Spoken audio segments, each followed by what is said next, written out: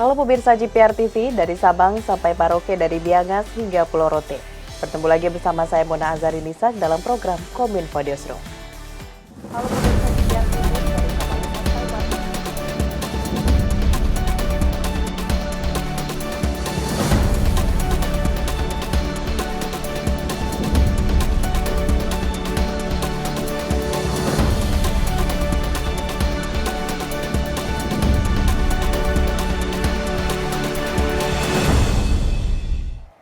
Pemirsa, kita awali informasi pertama. Presiden Joko Widodo mengarahkan para menteri dan lembaga terkait untuk menyediakan pengobatan gratis bagi pasien gagal ginjal akut anak. Presiden menilai bahwa penyakit gagal ginjal akut merupakan masalah besar dan tidak boleh disepelekan.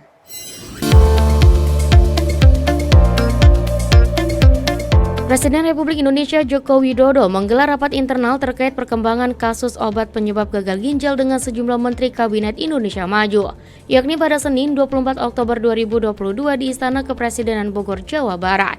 Untuk mengutamakan keselamatan masyarakat, Kepala Negara memberikan sejumlah arahan kepada jajarannya. Salah satunya yakni memberi instruksi kepada Menteri Kesehatan Budi Gunadi Sadikin untuk menghentikan sementara waktu peredaran obat yang diduga menjadi penyebab kasus gagal ginjal. Presiden juga meminta kepada BPOM untuk menarik dan menghentikan peredaran obat sirup yang secara eviden terbukti mengandung bahan obat penyebab gangguan ginjal.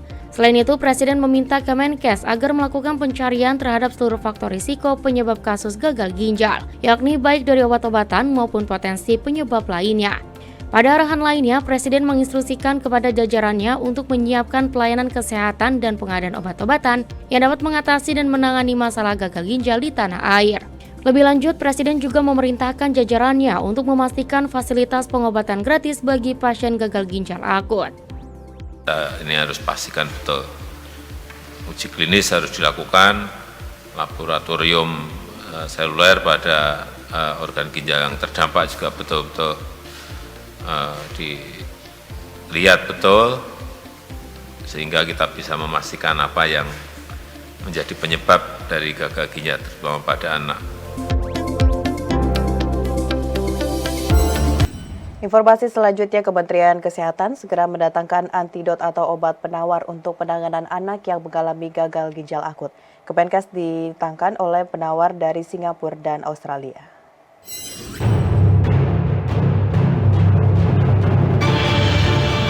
Juru bicara Kementerian Kesehatan Muhammad Syahril memberikan keterangan pers perkembangan gagal ginjal akut yang terjadi di Indonesia. Pertanggal 24 Oktober ditemukan sebanyak 255 kasus yang berasal dari 26 provinsi dengan korban meninggal sebanyak 143 orang. Merespon hal tersebut, penyelidikan epidemiologi dilakukan dengan melakukan penyusuran ke rumah masing-masing korban dan mencari riwayat penyakit atau obat-obatan yang dikonsumsi sebelumnya oleh korban. Sejalan dengan itu, pemerintah juga telah mendatangkan obat penawar yang disebut antidot Femipizol untuk para pasien yang telah dirawat dan yang telah masuk ke dalam kasus gagal ginjal akut. Obat ini dibeli dan didatangkan langsung dari Singapura dan Australia. Selanjutnya, pemerintah berencana mendatangkan ratusan obat lagi dari Jepang dan Amerika Serikat. Obat tersebut akan segera didistribusikan ke seluruh rumah sakit rujukan yang tersebar di seluruh Indonesia dan akan diberikan secara gratis ke seluruh pasien gagal ginjal akut. Sejauh ini penggunaan Femipizol terbilang efektif bagi para pasien. 10 dari 11 pasien gagal ginjal akut yang dirawat di RSCM telah diberikan Femipizol dan terus mengalami pemulihan secara klinis. Dan dari hasil pemeriksaan laboratorium, 10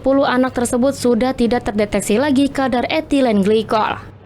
Jadi Kementerian Kesehatan telah bergerak cepat, merespon cepat, di samping melakukan surveillance atau penyelidikan epidemiologi, terus melakukan penelitian-penelitian untuk mencari sebab-sebab terjadinya gagal ginjal akut.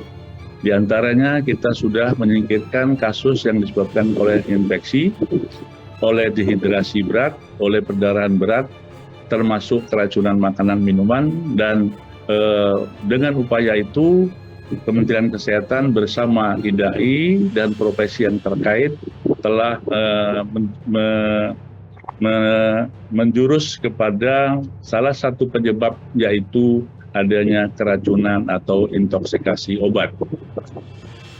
Pemerintah sudah mendatangkan obat antidotum yang disebut dengan Femipizol dari Singapura sebanyak 26 vial dan dari Australia sebanyak 16 vial. Selanjutnya akan mendatangkan ratusan vial lagi dari Jepang dan dari Amerika Serikat, total sekitar 200 vial, dan obat ini akan segera didistribusikan ke rumah sakit rujukan pemerintah di seluruh Indonesia, dan obat ini gratis ya, tidak berbayar bagi pasien. Kemudian dari hasil pemberian obat Pomepizole di RSCM, 10 dari 11 pasien yang telah diberikan Pomepizole terus mengalami perbaikan secara klinis. Tidak ada kematian dan tidak ada perburukan lebih lanjut. Anak tersebut sudah mulai dapat mengeluarkan air kecilnya atau air seni. Dan dari hasil pemeriksaan laboratorium, kadar etilen glikol dari 10 anak tersebut sudah tidak terdeteksi zat berbahaya. Di kesempatan yang sama, Muhammad Syahril juga mengatakan bahwa pembiayaan pasien yang mengalami gangguan ginjal akut akan ditanggung oleh BPJS. Sementara terkait pendistribusian obat gratis akan ditunjukkan pada rumah sakit rujukan.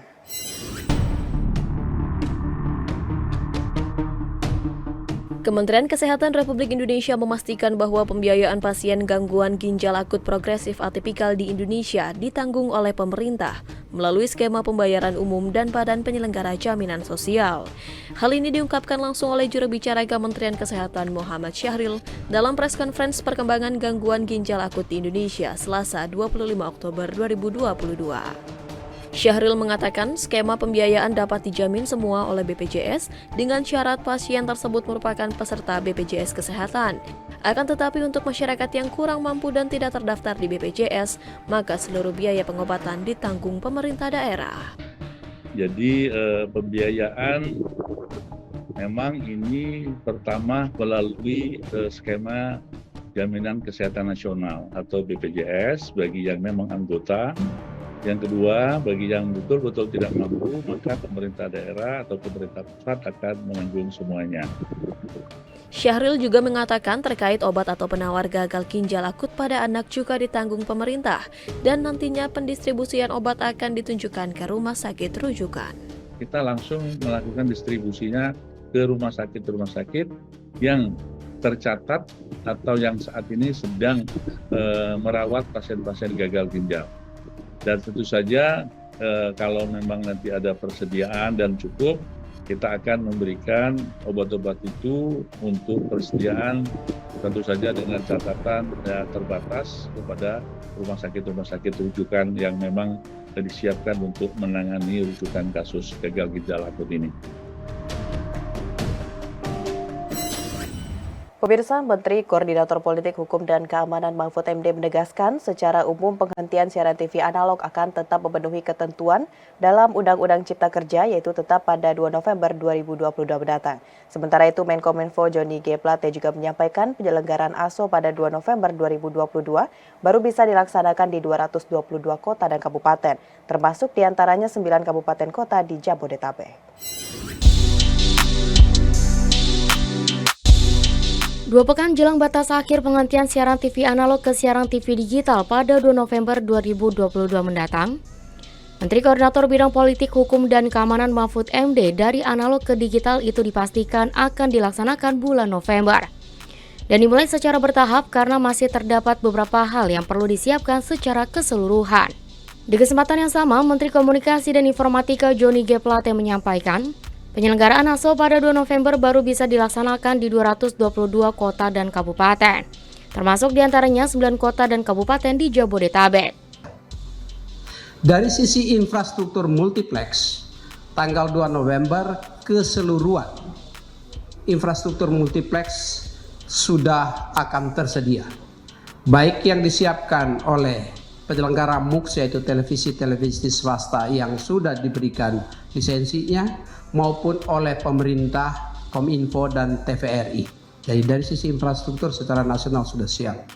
Namun dari sisi distribusi set-top box yang masih harus kita sempurnakan. Alasan ASO belum bisa dilaksanakan sepenuhnya dikarenakan pembagian set-top box untuk keluarga miskin yang belum merata, padahal infrastruktur untuk pelaksanaan ASO sudah siap. Peralihan dari analog ke digital itu akan dilaksanakan 2 November dan dimulai secara bertahap. Karena masih beberapa hal harus disiapkan. Apa itu? Infrastrukturnya dalam bentuk MOOC semuanya sudah selesai. Tetapi set-top box-nya itu pemerintah sudah menyelesaikan, yang TV swasta baru 4,4%, sehingga ini harus diatur kembali gitu. Jadi dari sudut pemerintah semuanya sudah siap, yang TV swasta nanti kita lakukan bersama-sama sesudah itu. Tapi secara umum kita akan memenuhi ketentuan undang-undang. Dengan ini, Menko Polhukam mengimbau kepada seluruh pihak yang terkait, terutama pihak swasta, untuk segera menyelesaikan pendistribusian set-top box agar segera memenuhi ketentuan Undang-Undang Nomor 11 Tahun 2020 tentang Cipta Kerja.